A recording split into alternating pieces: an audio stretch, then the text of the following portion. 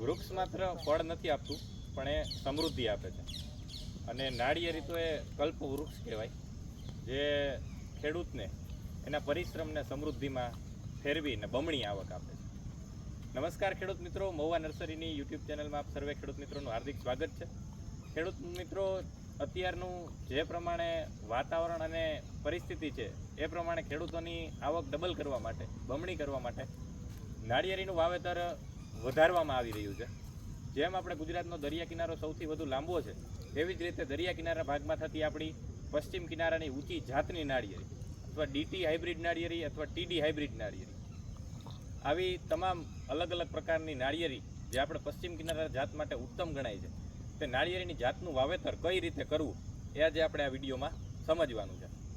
ખેડૂત મિત્રો, આ મારી પાસે એક નાળિયેરીનો રોપો છે.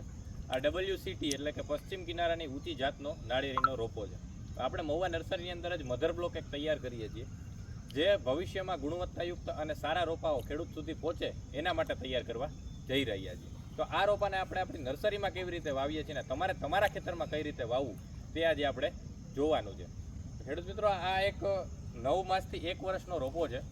એની એક તમારે માતૃછોડ કેવો પસંદ કરવો, રોપા કેવા ગુણવત્તાયુક્ત હોય, તો કે આ રોપો છે એ 1 વર્ષનો છે. 4.5 થી 5 ફૂટ તેની હાઇટ હોવી જોઈએ, સારા પાંદડા ખીલેલા હોવા જોઈએ, રોપો તમને આ રીતે સારો બળિયાતો દેખાડવો જોઈએ, આ નવું પાન નીકળે છે એ સારી રીતે ખીલેલું હોવું જોઈએ.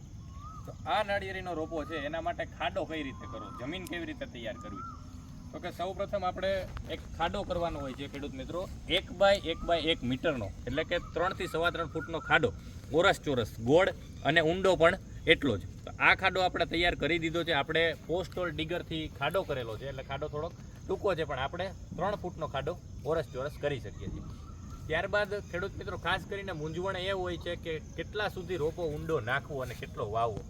તો ખેડૂત મિત્રો, આ જ્યાંથી તમારું નાળિયેરમાંથી નાળિયેરી નીકળે છે ત્યાંથી તમારે માપી લેવું કે આટલી આંગળી, એટલે કે 4 આંગળી જેટલું કે એમ તમારે નાળિયેર અંદર રહે, આ રોપો આની અંદર રહે એટલું તમારે રાખવાનો છે. હવે ખાડો તો મોટો છે, ખાડો આપણે મોટો છે, તો આપણે એમાં માટી થોડીક નાખી દઈએ, માટીનું બુરાણ કરી અને જ્યાં સુધી આટલા ભાગ સુધી રોપો ના આવે ત્યાં સુધી આપણે રાખવાનું છે. હવે આપણે આમાં રેતી નાખીએ છીએ. શું કારણે?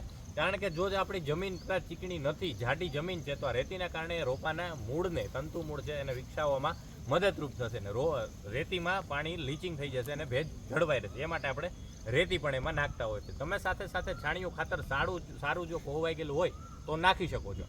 વધુમાં ખેડૂત મિત્રો, આ રોપાને અગ્રકલિકાનો સડો અથવા ફૂગનાશક કોઈ પણ એનાથી ફૂગના રોગથી બચાવવા માટે થઈને આપણે એક સાફ પાવડર એટલે COCનું ડ્રેન્ચિંગ કરેલું છે.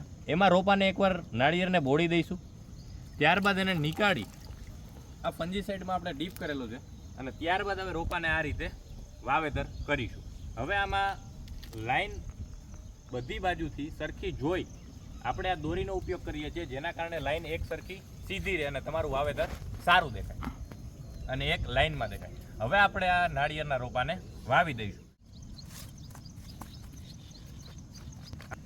ખાસ ધ્યાન રાખવાનું છે ખેડૂત મિત્રો, આટલો જ રોપો દાટવાનો છે.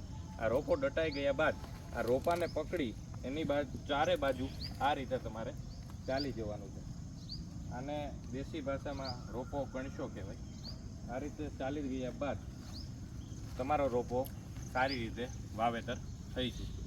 તો આપને આપના ખેતરમાં આ રીતે જ નાળિયેરીનું વાવેતર કરવું, સારો મધર પ્લાન્ટ સિલેક્ટ કરો અને ત્યારબાદ આ જ રીતે 25 બાય 25 ફૂટના અંતરે નાળિયેરીને વાવેતર કરવી. સાચું અંતર, યોગ્ય અંતર તમને સારું ફળ અને સુવ્યવસ્થિત બગીચા નિર્માણ કરવા માટે મદદરૂપ થશે. નમસ્કાર, ધન્યવાદ.